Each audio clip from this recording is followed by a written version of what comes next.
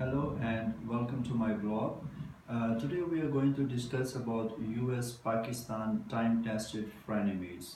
Well, the reason why we are going to discuss it about today is about the most recent tweet by Mr. Donald Trump about Pakistan, in which he has threatened to cut aid to Pakistan. In his tweet of the year 2018, he stated, and I quote, the United States has foolishly given Pakistan more than 33 billion US dollars in aid over the last 15 years, and they have given us nothing but lies and deceit, thinking of our leaders as fools. They give safe havens to the terrorists we hunt in Afghanistan with little help, no more. So, what was the reason why Mr. Donald Trump had to tweet, and what are the significance of his tweet in the year 2018, and especially in the beginning of the year 2018?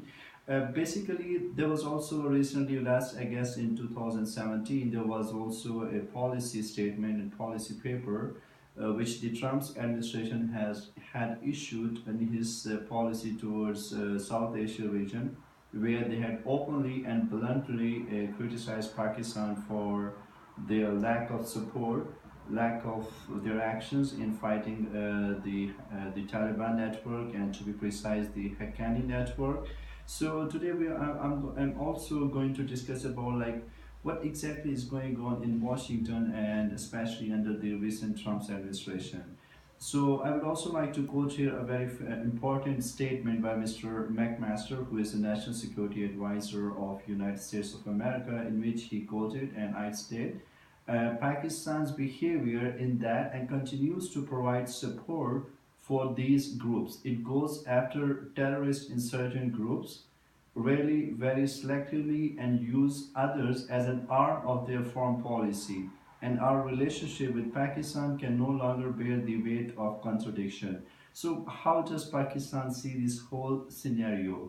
Why the US has been accusing Pakistan of playing double games? Why the policy of carrot and sticks is not been successful so far? So I believe in order to answer all these questions, one need to understand the regional security dynamics of South Asia region. As we know, that unfortunately Pakistan has also been added to a special watch list by Mr. Rex Tillerson this last Thursday, and this list is dedicated to those countries which are accused for severe violations of religious freedoms. So where this feud is going to lead us to? Why the US-Pakistan relationships are at worst right now? So I would also like to little bit go into the background of our relationships. For us, US is an important strategic partner, a very important ally.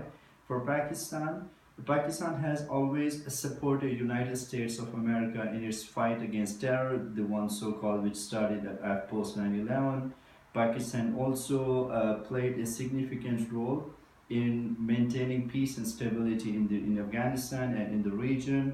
Pakistan has also supported United States in its Afghanistan war, and but also in the meanwhile, the one more important point which I want to mention here is what is the difference right now between the Obama administration and the Trump's administration. And I when I compare both administrations, as we know, under the Obama administration, the carrot and stick formulas was very obvious in policy in Washington. The Obama administration was also had been putting its pressure on Pakistan, but at the same time, they at least acknowledged the sacrifices made by Pakistan. But at the same time, unfortunately, sometimes we also ignored from our military and political establishment. They also ignored the so-called drone strikes in Pakistan, which killed thousands and thousands of our civilians casualties in return of aid, the so-called $33 billion aid in terms of which they call it as coalition support fund. So I will tell you I would like to emphasize exactly like what is significance of this import of this Trump's trade. Number one, of course, the timings, the trade timings in the beginning of year 2018. It explains itself like how important the U.S. Pakistan relationships are, and also it is aimed to design the public shaming for Pakistan, and also no one, at least, and no one also in Washington believes, or at least they're not ready to support the Pakistan's role or Pakistan's actions in fighting against terrorism. So what exactly my take is on this whole scenario. So I would like to quote our Foreign Minister, Mr. Khaja Asif, in which he stated, and I quote, "We have already said no more to the Americans, so the Trump's no more is of no more importance now." So my take, number one, I would like to say that US Pakistan, along with the regional players in the region, they can play a very important role in maintaining regional stability and peace. We are not going to follow any more carrots and sticks formula, because this is not applicable anymore. Also, Pakistan is, we are ready. We have also a 20 points national action plan in progress, in action right now. US government needs to realize and recognize that. Also, we also acknowledge that US needs Pakistan to achieve its military and strategic goals in Afghanistan, and Pakistani government is, obviously, we are ready to cooperate with the United States. At each level, there are currently over 16,000 US soldiers in Afghanistan, so we are definitely willing to help them. We are definitely willing to provide our support. So, and also alienating Pakistan could also make the country unstable. And lastly, I would like to emphasize, or I would like to mention here, that Pakistan would like to see US succeed in Afghanistan, but US must understand the regional security dynamics and regional competitiveness.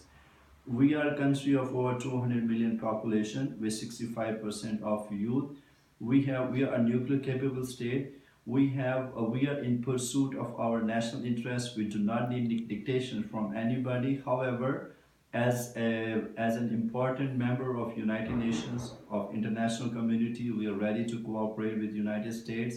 And also, I would like to emphasize that the negative role of India in destabilizing the region by its involvement in Afghanistan should not be left unnoticed.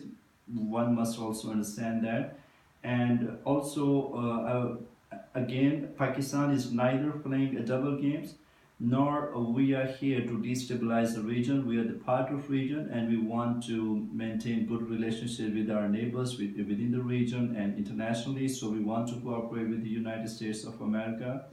And also, from the Pakistani side, I would also urge my government, the Pakistani government, to stop its denial stance of safe havens.